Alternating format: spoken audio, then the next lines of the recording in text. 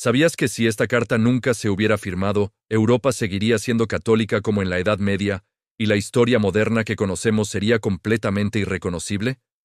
Parece increíble, pero nadie pensó que un documento oficial, sellado en Roma y leído en silencio, terminaría dividiendo a la Iglesia para siempre y desatando siglos de conflictos religiosos, políticos y culturales que moldearon nuestro mundo. Para entender la magnitud de esto, tenemos que viajar a comienzos del siglo XVI.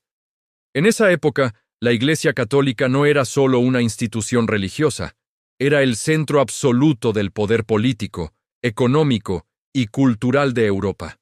Papas, reyes y emperadores compartían un equilibrio muy frágil, y cuestionar a la Iglesia no se veía como una simple opinión, sino como una amenaza directa al orden del mundo entero. En este escenario aparece Martín Lutero. Pero él no era un revolucionario armado, ni un líder político con un ejército a sus espaldas. Era un monje, un profesor de teología en la Universidad de Wittenberg, y sobre todo, un hombre profundamente creyente. Lutero estaba convencido de que la Iglesia se había alejado peligrosamente de su mensaje original. Su principal crítica se centraba en prácticas como la venta de indulgencias, que básicamente prometían el perdón de los pecados a cambio de dinero. Para él, esto era una corrupción de la fe, una forma de vender la salvación que, según la Biblia, solo Dios podía otorgar. Ahora bien, cuando Lutero criticó públicamente a la Iglesia, no tenía en mente una ruptura total.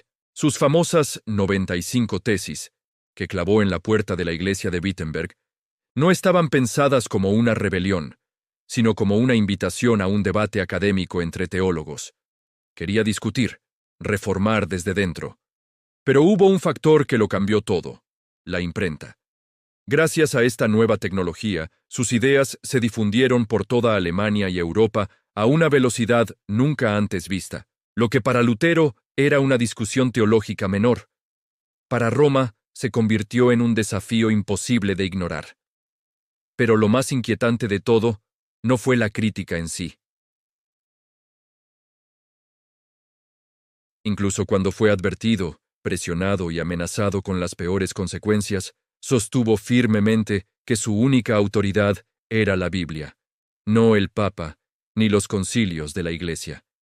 Esta postura no solo cuestionaba una doctrina específica como las indulgencias, cuestionaba toda la estructura de poder sobre la que se había construido la Iglesia Católica durante más de 1000 años.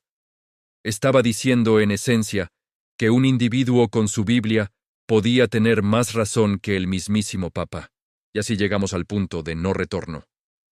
El 3 de enero de 1521, el Papa León X firmó la bula Decet Romanum Pontificem. Este era el documento que excomulgaba oficialmente a Martín Lutero.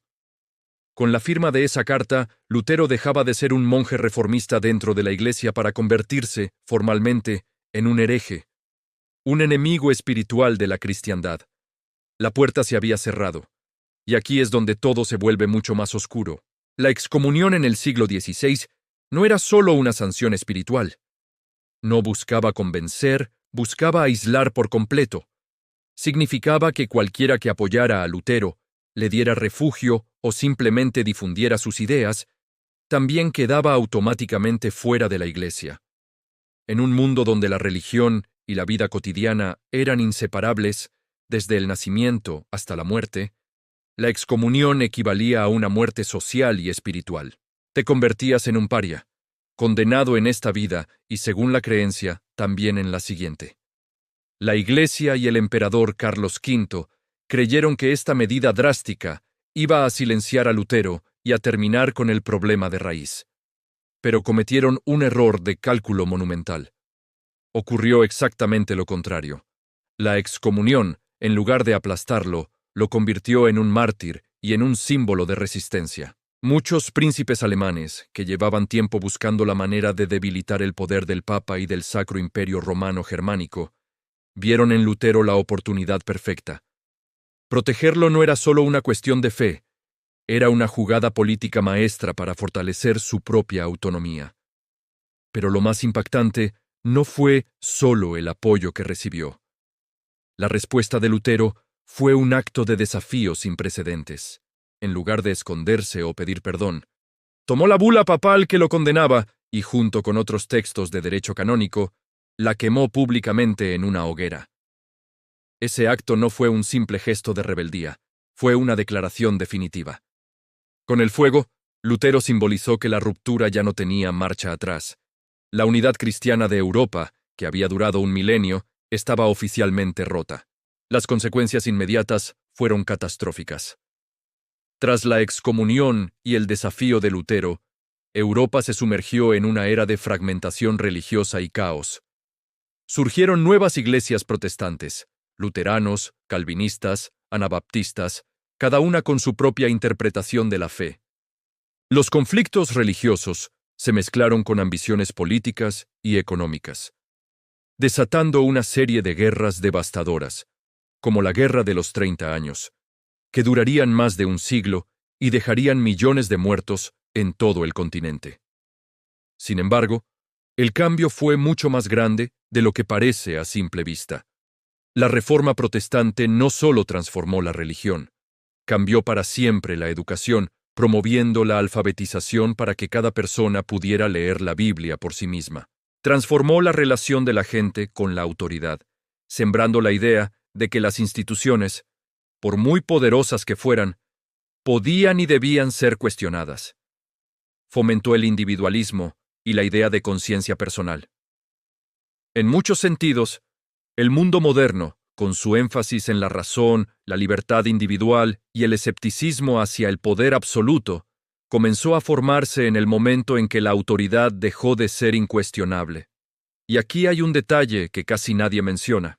La excomunión de Lutero no solo provocó la Reforma Protestante, también obligó a la Iglesia Católica a mirarse en el espejo y a reformarse a sí misma.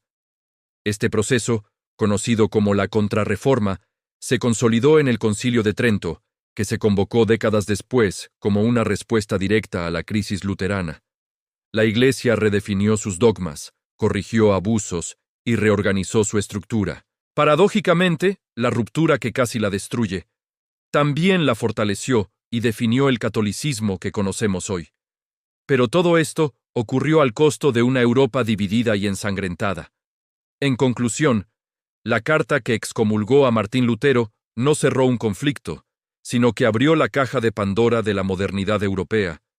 Dividió creencias, redefinió fronteras, separó países y familias. Y quizás lo más inquietante no es que una institución milenaria se haya roto, sino que incluso hoy, 500 años después, seguimos creyendo en muchas ocasiones que expulsar, silenciar o aislar al que piensa distinto es una forma válida de preservar nuestra propia verdad. La historia de Lutero nos enseña que, a menudo, esos intentos solo logran hacer el conflicto más grande.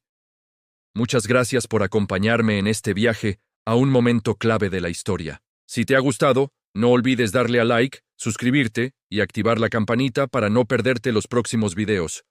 Hasta la próxima.